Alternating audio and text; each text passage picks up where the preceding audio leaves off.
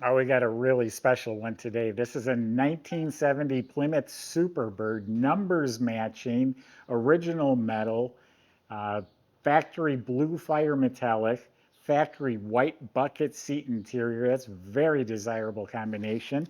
It is documented here with a build sheet, the original, with a bill of sale from 1971. Galen Govier decoded the fender tag.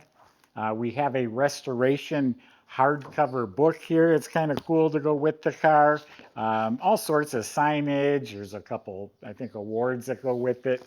So this is an investment grade, very desirable Superbird. Go to volocars.com. You'll find 200 very desirable cars for sale. Each one will have a price tag and a monthly payment, including this one right here, along with full descriptions, videos, pictures, finance information.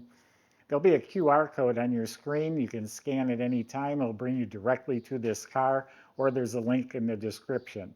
But for right now, join me. Let's go for a spin. Yeah, blue fire mist, B5 blue.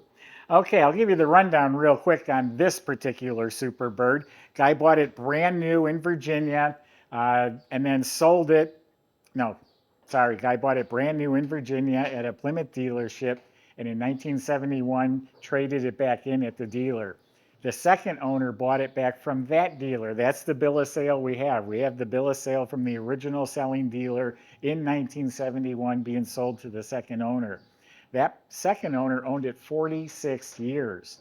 The third owner bought the car and he did a 1.5 year restoration that's documented in that book. It's almost all the original sheet metal. The codes and numbers on the body panels still match. The trunk floor was replaced. And the, again, numbers matching. So that's the history on this particular one here. It's a very authentic, genuine specimen of a Superbird.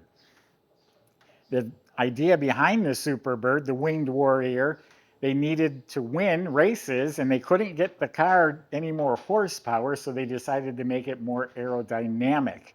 And there's a story I'll put on our website about that.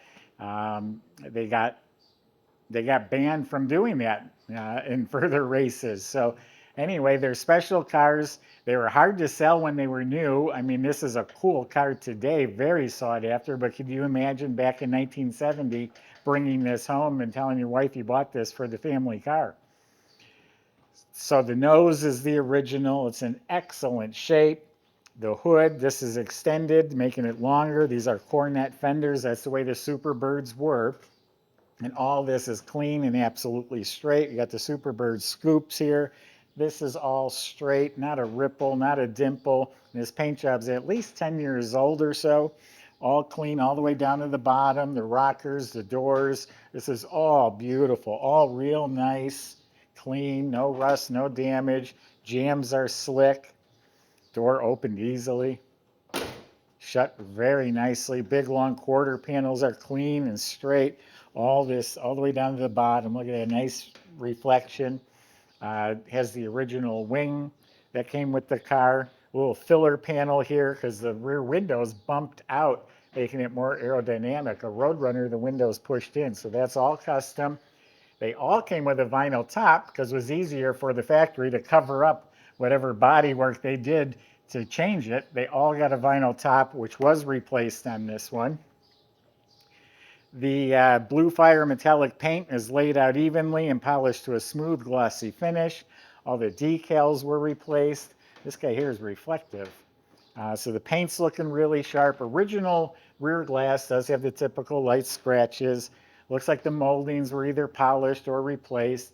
Nice, clean, original window frames here. The mirrors probably new. Door handles were probably replaced. They also have these covers here, making it a little more aerodynamic on a Superbird. The windshield's very nice and clear. Of course, it has the hood pins and the blackout over the vacuum-operated headlights that open and close. Has the correct antenna. Mirror over here on this side as well. So 14-inch wheels, they look to be in excellent shape. They're wrapped in Polyglas reproduction tires. Beautiful car. Got a lot more good stuff to show you. Did you know that these would actually support the weight of a grown man? I've seen people sitting on them at car shows. Shelby sat on one once for a picture. So underneath here, it's all painted beautifully. The jambs, all that slick, the entire inside of the trunk compartment is really done very nicely. So many Mopars come in and they're just kind of shabby. This is beautiful, glossy blue paint. It has a fifth matching wheel and tire. Has the jack assembly, and it has a scissors jack. They need two jacks because there's no bumper on the front for a bumper jack. So it has both of those there. Got the mat, all nice and clean. And there's body numbers. I think there's one under the weather strip. There's pictures of that in that book they documented when they stripped the car down. They took it down to metal. It was a very clean car. Subscribe to our YouTube channel. Click the bell icon. You'll be notified when new videos are posted. I mentioned the build sheet and all that stuff. There'll be scans and pictures of that on our website. Jams are done slick. Weather strips are replaced. White bucket seat interior. That adds at least 10 grand to the price of a Superbird. A lot of these were bench seats. But the door panels, armrests, window cranks, all that's been replaced. The metal trim has been painted. The instrument panel looks like this may have been replaced. It's all nice and clean as the full rally gauges. Dash pad's excellent. Factory AM FM radio. This is considered a pretty highly optioned Superbird. This is all redone very nicely. Carpets are real nice, and then they've got some Plymouth embroidered mats. The lights work on the console. Console's in very nice shape. Seats are in real nice shape. A couple wrinkles in the bottom cushion here, but this is all beautiful white bucket seat upholstery. Backs of the seat look real nice. Carpet's real nice. And same thing back here, wall to wall. It's all redone, reupholstered, repainted. And then the rear shelf is unique for a Superbird, and so is the headliner, and that all appears to be in excellent shape. Dome light works. We even got shoulder belts, nice visors, nice mirror. Got the deluxe wheel, the Roadrunner horn, gotta have that. So very nice interior. Again, a white bucket seat console really makes it special. You know, the percentage is pretty high with their bench seat with the automatic on the column. So this is the original VIN number matching. There's pictures of the codes and numbers on our website. It's a 440 Super Commando. These make 375 horsepower, and it's all done completely stock. The valve covers, the manifolds, whatever this vacuum pod does, all of it is completely stock, correct. The crinkle finish on the air cleaner. And the whole engine bay is all beautiful, clean metal. This is the washer bottle. You got the Roadrunner horn we just beeped. Chrysler radiator. All very nice looking. All neat and orderly and proper. The battery secured. Got power steering pump. Got numbers back here. Not all Superbirds for some reason had the numbers stamped here, but I believe we got pictures of that on our website as well. Here's the fender tag. It's been decoded by Galen Govier. And we got power brakes. Looks like the wiper motor's restored. Got hood insulation. So a nice clean engine compartment with a VIN number match motor. Michael's going to show you how it drives. I hope he doesn't push it all the way to the 200 mark. We'll see in a minute.